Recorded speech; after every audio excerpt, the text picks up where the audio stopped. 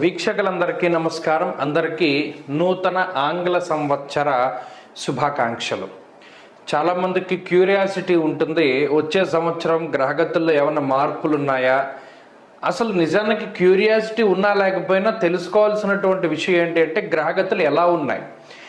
ఈ దీర్ఘ సంచార గ్రహాలను బట్టి చూసేటువంటి ఈ సంవత్సర ఫలితాల్లో ఈ 2025 సంవత్సరం జనవరి 1వ తారీఖు నుండి డిసెంబర్ 31 వరకు ఏ గ్రహాల తాలూకు అనుకూలత, ఏ గ్రహాల తాలూకు ప్రతికూలత మన మీద ఉంది అని తెలుసుకోవడం ద్వారా ఒక నిర్దిష్టమైనటువంటి ఒక ఆలోచన వస్తుంది.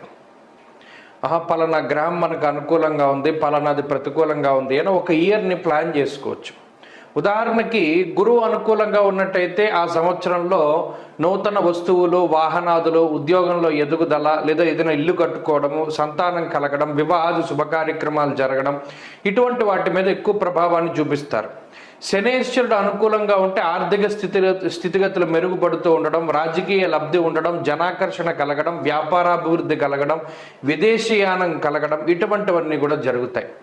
రాహుకేతువుల అనుకూలత వల్ల కూడా చాలా రకాలైనటువంటి సమస్యలు, అటు మాతృ వర్గం నుండి ఏదైనా ఆస్తిపాస్తులు రావాల్సి వచ్చినా, పితృ భ్రాతృ శాపాదులు ఉన్నా, లేదా మరి ఏ ఇతరత్ర వంశపారంపర్య ఆస్తుల నుండి ఏదైనా తగాదాలు ఉన్నా అటువంటి వాటి నుండి బయటపడడానికి, శత్రు రోగ రుణ బాధల నుండి బయటపడడానికి, అనారోగ్య సమస్యల నుండి బయటపడడానికి కూడా ఈ గ్రహ సంపత్తి చాలా ముఖ్యంగా ఉపయోగపడుతుంది. కాబట్టి ఈ 3 కీలకమైన గ్రహాలు ఏ విధంగా యోగిస్తున్నాయి, ఈ సంవత్సరం ఒక విశేషమైనటువంటిది ఏంటి అంటే దాదాపుగా 3 దీర్ఘ సంచార గ్రహాలు కూడా మారుతూ ఉన్నాయి. ఎప్పుడు ప్రతి సంవత్సరం ఏమవుతుంది అంటే గురువు కానీ రాహువు కానీ, ప్రతి సంవత్సరం గురుడు మారతారు, గురుడితో పాటు అప్పుడప్పుడు శని మారుతారు, లేదా గురుడితో పాటు అప్పుడప్పుడు రాహువు మారుతారు. ఈ సంవత్సరం ఏమవుతుంది అంటే 3 గ్రహాలు కూడా మారుతూ ఉన్నాయి. అంటే గురువు మే నెల 15వ తారీఖు దగ్గర నుండి మిథున రాశిలోకి ఆయన సంచారం చేస్తారు. శనేశ్వరుడు ఈ సంవత్సరం మార్చి 30వ తారీఖున కుంభరాశిని వదిలిపెట్టి మీనరాశికి వెళ్తారు. అలాగే రాహువు మే 21వ తారీఖున మీనరాశిని వదిలిపెట్టి కుంభంలోకి వెళతారు.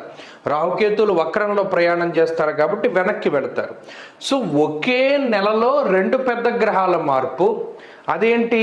మే నెలలో గురు రాహువుల యొక్క మార్పు. దానికి మునుపే ఈ మార్చి 30వ తారీఖున శని మార్పు. కాబట్టి ఇది చాలా కీలకమైనటువంటి సంవత్సరం. చాలా గ్రహగతుల్లో మార్పులు, 3 గ్రహాల్లోనూ దీర్ఘ సంచార గ్రహాలు అంటే రాహుకేతువులు అంటే 2 కింద లెక్కేసుకుంటే 4 గ్రహాలు. ఈ క్రియాశీలకమైనటువంటి మార్పుల్లో లాభపడేటువంటి రాశుల్లో మీ రాశి ఉందా లేదా అనేటువంటిది మనం తెలుసుకుందాం. కుంభరాశి వారికి ఏ విధమైనటువంటి ఫలితాలను ఇస్తూ ఉన్నది అనేటువంటి విషయాన్ని ఈ వీడియో ద్వారా తెలుసుకుందాం. ముఖ్యంగా కుంభరాశి వారికి గత సంవత్సరంతో పోల్చుకుంటే ఈ సంవత్సరం మెరుగైనటువంటి ఫలితాలు కనబడుతూ ఉన్నాయి. కారణం ఏంటి అంటే దాదాపుగా 3 సంవత్సరాలు అనుకోవచ్చు గురుబలం వచ్చి, 1, 2, 3 అంతే 3.5 సంవత్సరాల తర్వాత పంచమ స్థానమందు గురుడు యోగించేటువంటి పరిస్థితులు కనబడుతూ ఉన్నాయి. గురుబలం ఎందుకు ముఖ్యం ఒకరి జాతకంలో అంటే గురువు దేవతలకి, ఆయన బృహస్పతి దేవతలందరికీ గురువు. యజన కీర్తి గృహ కాంచన పుత్ర వస్త్ర అశ్వాధికారకుడు గురుడు. జాతకంలో ఎవరికైతే గురువు బలంగా ఉంటారో వారికి దైవ బలం ఉన్నట్టు. ఎందుకంటే మరి దేవతలందరూ మొక్కేటువంటి గురుస్వరూపం కదా. ఆయన ఎవరికైతే అనుకూలంగా ఉన్నారో అటు దేవతా శక్తులన్నీ కూడా వారికి అనుకూలంగా ఉంటాయి. నిజానికి ఏలినాటి శనిలో ఉన్న జన్మరాహు యొక్క దోషం ఈ సంవత్సరం పీడిస్తూ ఉన్నా గురుడు పంచమ స్థానంలో ఉన్నందుకు కుంభరాశి వారికి అదృష్టం పట్టినట్టే చెప్పుకోవాలి. అర్ధలాభం తదైశ్వర్యం స్వకర్మ రతిహర్షితం సదా స్వజన సౌఖ్యంచ అన్నారు. అంటే ఇక్కడ గురువు పంచమంలో ఉండటం వల్ల ఏమవుతుందంటే మిమ్మల్ని నమ్ముకుని ఉన్నటువంటి వారందరూ కూడా బాగుంటారు, ఆనందంగా ఉంటారు. మిమ్మల్ని నమ్ముకున్న వాళ్ళు ఎవరో పాడైపోరు. ఇది ఒక మంచి విషయంగా చెప్పచ్చు. ఇంకా పుత్రాన్ బుద్ధిం పూర్వపుణ్యం చ పుంసాం మంత్రాం నీతిం మానసం మంత్ర విద్యాం అంటూ ఉన్నది శాస్త్రం. అంటే ఆ పంచమ భావం అనేటువంటిది చాలా ముఖ్యం. అటు మేధస్సు, ప్రజ్ఞ, తెలివితేటలు, పూర్వపుణ్యము, కొన్ని సందర్భాల్లో పూర్వపుణ్యము, అలాగేనేమో ఉపాసనకి సంబంధించినటువంటి స్థానం. అక్కడ గురువు ఉండడం కూడా ఒక మంచి విషయంగా చెప్పచ్చు. అర్ధలాభం తదైశ్వర్యం అన్నారు. అంటే అర్థం అంటే మనకి డబ్బు, ఈ ధనాగమనం అనేటువంటిది జరుగుతుంది. మరి ఏలినాటిషన్లో ఉన్నప్పుడు తేజో హానిర్మతిర్భ్రంశో మనఃపీడా భయంతద, మనసు ఎప్పుడైతే పీడింపబడిందో, మనసు ఎప్పుడు పీడింపబడుతుంది? ఒక విషయం తప్పు, దీని వైపుకి వెళ్ళకూడదని తెలిసినప్పటికీ కూడా దాని వైపు తీసుకుపోతాడు.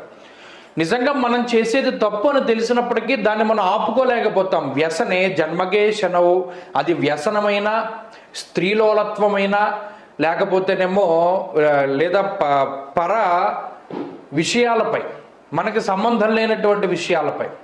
నిజానికి మనం చేసేది తప్పు అని తెలిసినప్పటికీ మనసుని కంట్రోల్ చేసుకోలేక, నిజానికి ఇది చెప్తూ ఉంటారు చాలామంది, మీరు గమనిస్తే, నేను చేసే తప్పే కానీ నేను దీన్ని కంట్రోల్ చేసుకోలేకపోతున్నాను, నేను ఈ వ్యసనం జోలికి వెళ్లకుండా ఉండలేకపోతున్నాను, నేను ఈ జోదం జోలికి వెళ్లకుండా ఉండలేకపోతున్నాను, ఇలా అనేక రకాల విషయాలు చెప్తూ ఉంటారు. మరి అటువంటి వాటి నుండి బయటకు తీసుకొచ్చేటువంటి గ్రహం గురుడు. బుద్ధి, ప్రజ్ఞ, మేధస్సు వాటన్నిటికీ అధిపతిగా ఉన్నటువంటి గురుడు బుద్ధి స్థానంలో కూర్చొని ఉంటే బుద్ధి వక్రగతిలోకి వెళ్ళదు. ఈ పంచేంద్రియాలు అనేటువంటి 5 గుర్రాలని కంట్రోల్లో పెట్టేటువంటి గ్రహం గురుడు. నిజానికి మనసు అనేటువంటి ఆయన రాజు, ఈ పంచేంద్రియాలు కూడా ఆయన దగ్గర ఉండేటువంటి సేవకులు. ఈ సేవకులు రాజును తీసుకెళ్తూ ఉన్నారనుకోండి, పంచేంద్రియాల వెనకాల మనసు వెళ్ళిపోతుంది అనుకోండి, ఆ రాజు సమర్థమైనటువంటి వాడు కాదు. ఈ పంచేంద్రియాలకి కళ్ళం వేసి పట్టుకుని ఇతనికి సంబంధించినటువంటి చోటకి తీసుకెళ్ళగలిగేవాడే సమర్థుడు. కాబట్టి ఇప్పుడు అటువంటి పరిస్థితులు ఏర్పడతాయి. కాబట్టి ఈ గురుగ్రహం యొక్క ప్రభావం వల్ల వ్యసనాల బారి నుండి విముక్తులవుతారు. ఏదైతే మనం దీన్ని వదలలేకపోతున్నాం, ఈ వ్యసనాన్ని మనం వదలలేకపోతున్నాం అనేటువంటి విషయాలు ఉన్నాయి, అటువంటి నుండి వాటి నుండి బయటకు వస్తారు. అలాగే ఏది సత్యము, ఏది అసత్యము, ఎవరు మంచివారు, ఎవరు చెడ్డవారు, ఎవరు మన వెనకాల గోతులు తీస్తున్నారు, ఎవరు మన కోసం నిజంగా కష్టపడి పనిచేస్తున్నారు అనేటువంటి విషయాలపై కూడా స్పష్టత ఏర్పడుతుంది. అలాగే ఆర్థికపరమైనటువంటి అంశాల్లో ఎదుగుదల ఉంటుంది. ఇప్పటి వరకు పక్కవాడి యొక్క ఆలోచనల మీద ఆధారపడినటువంటి ఈ రాశి వారు సొంత బుద్ధితోటి ఆలోచన చేస్తారు. అటు ఆర్థికపరమైనటువంటి ఎదుగుదల, అటు ఆరోగ్యపరమైనటువంటి విషయాల్లో ఒక స్థిరత్వము, ఇవన్నీ కూడా లభించడానికి అవకాశం ఉంటుంది. ఆ గురుబలం వల్ల అన్ని విషయాలు సాధ్యమవుతాయి. ఎందుకు అంటే గురుడి యొక్క దృష్టి, ఆ నవమ దృష్టి రాశి మీద ఉంటుంది. మరి ఏలినాటి శని ఉంది, జన్మరాహు దోషం ఉంది కదండి. మరి ఆ రెండు కూడా ఉన్నాయంటే నిజానికి మే నెల 21వ తారీఖు వరకు రాహు అనుకూలమే. 2వ స్థానంలో రాహు అనుకూలంగానే ఉన్నారు. కాబట్టి రాహుబలం ఉంది. రాహుబలం ఉన్నంత వరకు గురుబలం లేదు. గురుబలం వచ్చాక రాహుబలం ఉండదు. మొత్తానికి సంవత్సరంలో ఏదో ఒక గ్రహం అనుకూలంగా ఉంటుంది. కాబట్టి ఏ విధమైనటువంటి భయం లేదు. కుంభరాశి వారి స్థితిగతులు గత సంవత్సరంతో పోల్చుకుంటే చాలా బాగున్నాయి. ఈ సంవత్సరం వెళ్ళేటువంటి మార్గం అంతా కూడా చక్కటి మార్గంగా ఉంటుంది. అంతా కూడా తెలివితేటలతోటి, చాకచక్యంతో ముందుకు వెళతారు. మంచి చెడులు ఆ యుక్తాయుక్త విచక్షణ తెలుసుకోగలుగుతారు. అందరినీ ఆనందింపజేయగలుగుతారు. కుటుంబ సభ్యుల్ని ఆనందింపజేయగలుగుతారు. కుటుంబ సభ్యులతోటి సఖ్యత ఏర్పడుతుంది. వృత్తి వ్యాపార వ్యవహారాదుల అభివృద్ధిలో ఉంటాయి. ఉద్యోగంలో ప్రమోషన్ల దగ్గర నుండి ఒక ఇల్లు కొనుక్కోవాలి, ఒక కారు కొనుక్కోవాలి, బంగారం కొనాలి, గృహాలు కొనుగోలు చేయాలి, ఇవన్నీ కూడా చక్కగా సాగుతాయి. వివాహ శుభ కార్యక్రమాలు, సంతానం ఇవన్నీ కూడా పొందగలుగుతారు. అన్నిటి పరంగా కూడా బాగున్నది. ఇంకా జాతకంలో దశలో అంతర్దశలో బాగుంటే మరింత శుభ ఫలితాలు వస్తాయి. మరిన్ని శుభ ఫలితాలను పొందడానికే ఈ కుంభరాశి వారి ఈ సంవత్సరం మొత్తం కూడా మాస శివరాత్రులు వదిలిపెట్టకూడదు. ప్రతి నెల అమావాస్య ముందు చతుర్దశి రాత్రి వ్యాపితమై ఉంటే దాన్ని మహాశివరాత్రి అంటారు. మాఘమాసంలో మహాశివరాత్రి వస్తుంది. ఈ మాస శివరాత్రులు మొత్తం 12 వస్తాయి. ఈ 12 మహాశివరాత్రుల్లోనూ ప్రత్యేకించి రుద్రాభిషేకం చేయించుకోవాలి. ఏకవారం అయితే ఏకవారం, ఏకాదశం అయితే ఏకాదశం, అలా చేయించుకుంటూ ఉండాలి.